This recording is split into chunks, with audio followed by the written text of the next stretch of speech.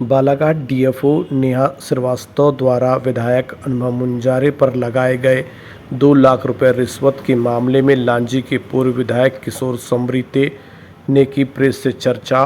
जिसका खुद का जाति प्रमाण पत्र अभी हाईकोर्ट में विचाराधीन है, उसने कहा है कि विधायक को इस्तीफा दो। सवाल ये नहीं है, अगर विधायक करप्ट है, सीबीआई इंक्वायरी होती, दोनों जो भी पड़ता है, अगर विधायक करप्ट पाई जाती है उसकी मेंबरशिप जाएगी, और यदि डीएफओ करप्ट पाई जाती है तो क्या होगा, उसकी सरकारी नौकरी जाएगी, उसके पति की नौकरी जाएगी। तो हमारा कहना है कि सरकारी तंत्र जो है बालाघाट जिले में बेलगाम हो चुका है। उसके सामने न कोई किसी सांसद की मर्यादा है, न किसी विधायक की मर्यादा है। आपने देखा होगा भिंड कलेक्टर का भी, उसने एक विधायक के ऊपर मुक्का ताना, विधायक ने भी उसके ऊपर मुक्का ताना। मतलब इस तरह की ये क्या स्थिति, व्यवस्थापिका और कार्यपालिका के बीच में इस तरह टकराव को देखने को मिला है। पहली बार ऐसा टकराव है कि एक एमएलए पे सीधा एक डीएफओ आरोप लगा रही है, भिंड में कलेक्टर आरोप लगा रहा है विधायक के ऊपर। ये इस तरह की स्थिति प्रदेश में ठीक नहीं है और ये अराजकता की स्थिति है। तो मेरा कहना है इस पूरे मैटर पे सरकार को श्वेत पत्र जारी करना चाहिए, भिंड के मैटर पे भी और बालाघाट के मैटर पे भी। पहले तो सरकार को श्वेत पत्र जारी करना चाहिए। तीसरी बात, जो डीएफओ है इसके अगेंस्ट कई शिकायतें हैं।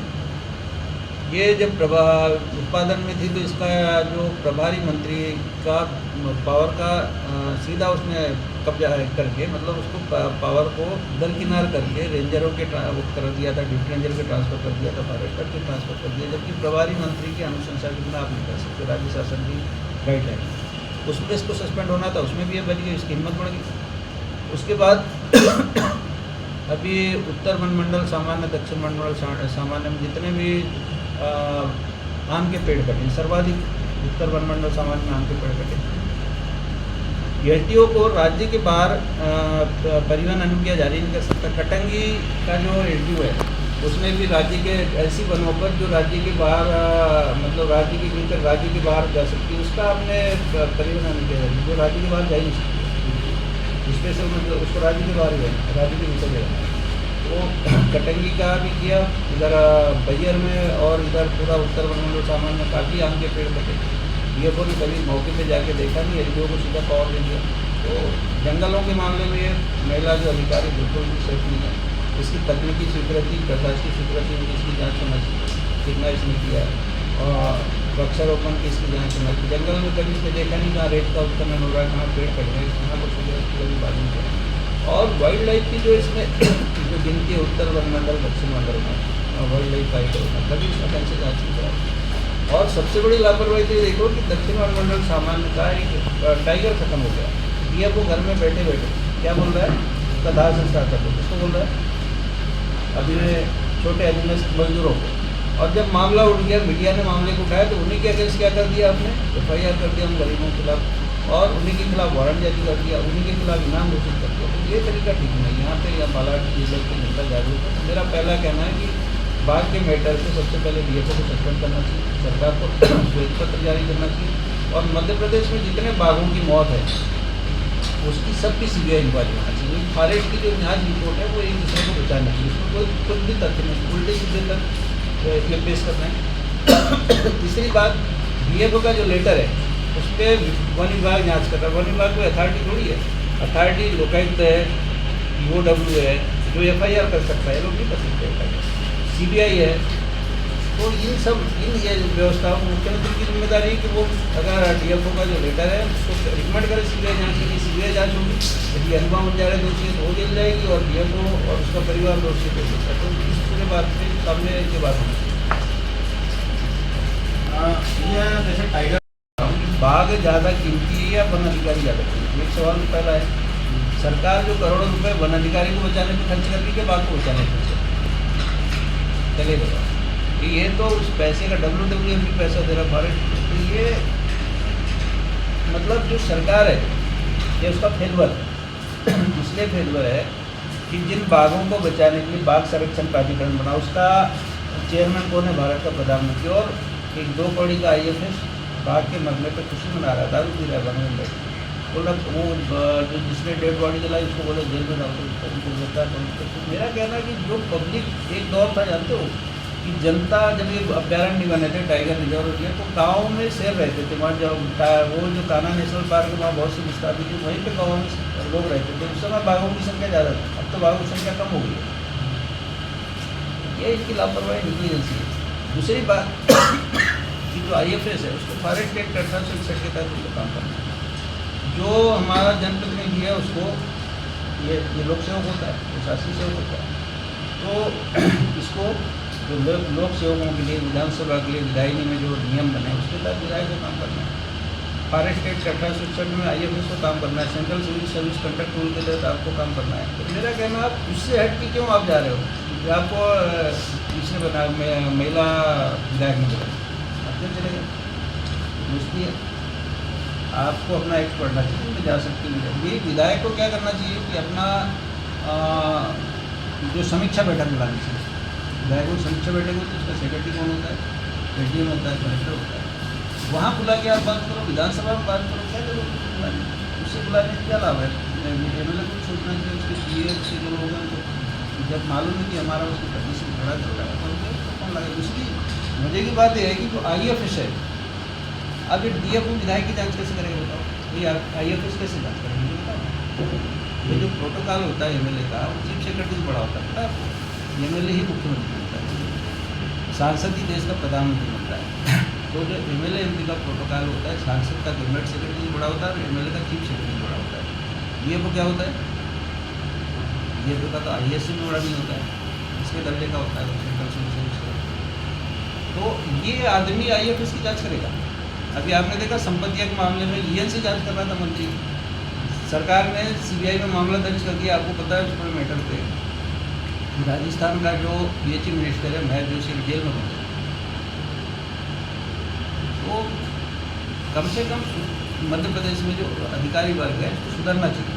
मध्य प्रदेश में अगर व्यवस्थापिका कमजोर है, इसका मतलब नहीं कि आपका राजा हो गया इस जिले में, इस देश में, कि चीफ सेक्रेटरी यानी मुख्यमंत्री से बड़ा हो गया, कलेक्टर सांसद से बढ़ गई। ठीक है, आपका एक एग्जीक्यूशन का आपके पास पावर है, आप प्रशासनिक प्रमुख होते हो, लेकिन इस जिले में एक बड़ा दुर्भाग्य और बता दें, जितने MLA, जितने सांसद, इनको देख के कलेक्टर खड़ा नहीं होता, लेकिन राजेश पाठक को देख कर खड़ा हो जाता है। कितनी गंभीर बात है। बड़ी छोटी बात बता रहा हूँ, 1-2 बड़ी का ठेकेदार, उसको देख के कलेक्टर, इसके थानेदार सब खड़े, और जो जनता के चुने हुए प्रतिनिधि उनको देख के ना कलेक्टर खड़ा होता, ना थानेदार खड़ा होता, ना कोई DFO खड़ा होता, बल्कि अब तो आरोप लगा रहे हैं। ये तो गंभीर बात है ना। तो इस परिस्थिति में भी सुधार लाना चाहिए। आपको जो भी लोग हैं जो जनप्रतिनिधि चुनते हैं उनको फेस तर्रार करना चाहिए।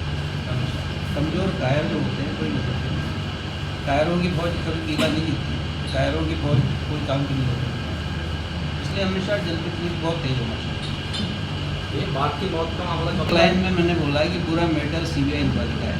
शिकार से जुड़ा मामला हो सकता है, CBI जांच करेगी तभी तो बात आएगी। भाई आपने क्या किया, उसका पूरा का पूरा डेड बॉडी क्या कर दिया, नष्ट कर दिया। आपने PM ही नहीं कराया उसका। PM कराते उसका विसरा होता, उसका केमिकल एनालिसिस होता, तब तो पता चलता है कि कैसा हुआ। और सर्वाधिक मौत बालाड़ जिले में था, सबसे ज़्यादा वाइल्ड लाइफ की तस्करी बालाड़ जिले में, सबसे ज़्यादा पोचिंग बालाड़ जिले में। तो इनकी क्या ड्यूटी है? DFO से पूछो, इसकी जो टूर डायरी पता करो ना सारा, ये DFO की, ये कितने बार जंगल गया, कितने बीटों का इंस्पेक्शन किया, घर में बैठे बैठे जंगल चलाए, जंगलों की रक्षा कर। ये स्थिति क्या है? इनके ऊपर नकेल का सब, इनकी एक एक बात को सामने लाओ। अब जैसे आ गया यहाँ तो, और अभी मैंने देखा कि कई मुद्दों पे पत्रकारों को नोटिस हो जाता है। कोई एक खबर आती है उसमें पत्रकार नोटिस देता है कि आपने कैसे खबर चाहू। तो क्या बालाघाट जिले में क्या मीडिया के ऊपर सेंसरशिप है क्या? कि नेताओं के भाषण पर रोक है? क्या जिंदाबाद मुर्दाबाद नहीं बोल सकते? ऐसा कहाँ लिखा हुआ है? जो प्रेस कॉन्फ्रेंस है ये है बाघ संरक्षण प्राधिकरण के ऊपर। बाघ संरक्षण प्राधिकरण के जो चेयरमैन होते हैं भारत के प्रधानमंत्री होते हैं, और मध्य प्रदेश जो है पूरे देश में टाइगर स्टेट है 2022 से। अभी आपने दैनिक भास्कर की रिपोर्ट पढ़ा होगा कि पूरे मध्य प्रदेश में 40 से ज़्यादा बाघ खत्म हो गए, और सर्वाधिक जो इंक्वायरी है वो बाघ की वन विभाग ने किया। वन विभाग ने बताया कि बाघों की मौत का कारण बीमारी और उनके रखरखाव में लापरवाही नहीं है, उनका जो आपसी टकराव है वो उसका मुख्य कारण है। लेकिन सवाल ये उठता है कि बाघ राष्ट्रीय पशु है, बाघ कोई सामान्य नहीं। तो बाघ का मरने के बाद उसका दाह संस्कार, उसके प्रोटोकॉल में कौन कौन रहना चाहिए, IFS को रहना चाहिए, तो गंभीर मैटर है। दूसरी बात आपने देखा होगा कि जितने भी बाघ के वो हैं, बाघ टाइगर रिजर्व है, तो मध्य प्रदेश में करीब 50-52 टाइगर रिजर्व है। और पूरे मध्य प्रदेश में हमने देखा, अभी आपने और देखा होगा कि जो टाइगर है या तेंदुआ पेंथर है, इनकी जो टेरिटरी है वो कम हो गई जंगलों की अवैध कटाई होने से। अभी मैंने एक शिकायत किया हूँ कि बालाघाट जिले का जो वाइल्ड लाइफ कॉरिडोर है उसमें 14,500 हेक्टेयर जो जंगल है वो कट चुका है। मतलब GPS जो उसका डाटा है, GPS कोऑर्डिनेटर है, तो वाइल्ड लाइफ कोऑर्डिनेटर में इतना जंगल कम हो गया। जंगल कैसे कम हुआ? अभी आपने देखा कि हम जो बालाघाट पूरा मध्य प्रदेश है वो टाइगर स्टेट के दर्जे से बस थोड़ा ही बाकी है। मतलब दैनिक भास्कर ने जो रिपोर्ट बड़ी तथ्यात्मक प्रकाशित किया, तो उसी को लेकर हम बात करें कि बालाघाट जिले में भी एक बाघ की मौत हुई। बाघ की मौत हुई, उसका दाह संस्कार कैसा होना चाहिए? बिना PM कराए आपने कर दिया।